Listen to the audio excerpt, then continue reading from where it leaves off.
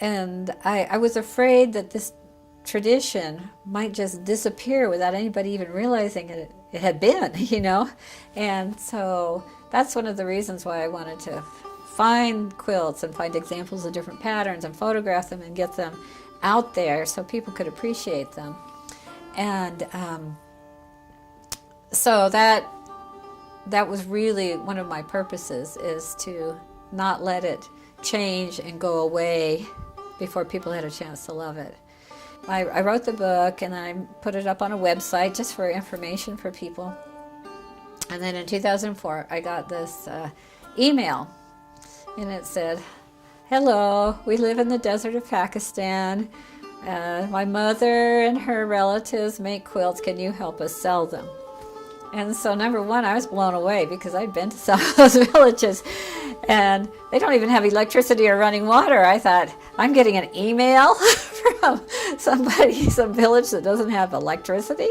But sure enough, it was true. So this was a Hindu village, very poor village, and one of the men of the village had actually gotten a job in Karachi and had access to a computer and was somehow found the little website I had put up about the book, and so I started a connection with that village, and so I helped them sell their quilts. And so the women make quilts, and for a number of years I took them to, there was an international folk art market in Santa Fe, New Mexico. That's a fabulous place to sell, folk craft. And so from the proceeds that the women got from those quilts being sold, they started a school for their children.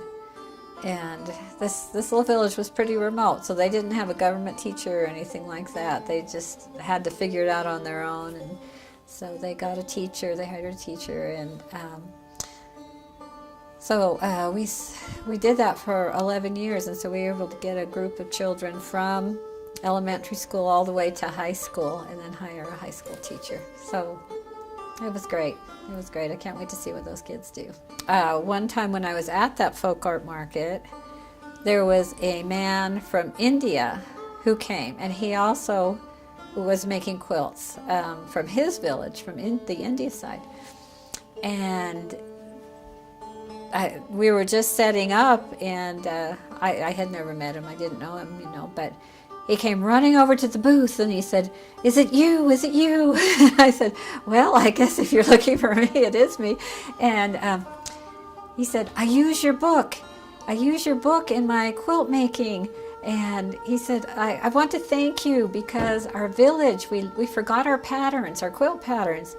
And so when I saw your book, I was able to, I went back and I could see them again and I could remember them. And then he was talking about, there was a stitch that I had a close-up of in the book. And he said, we had forgotten how to make that. And we found a very old lady who came and showed us and taught us how to do that stitch.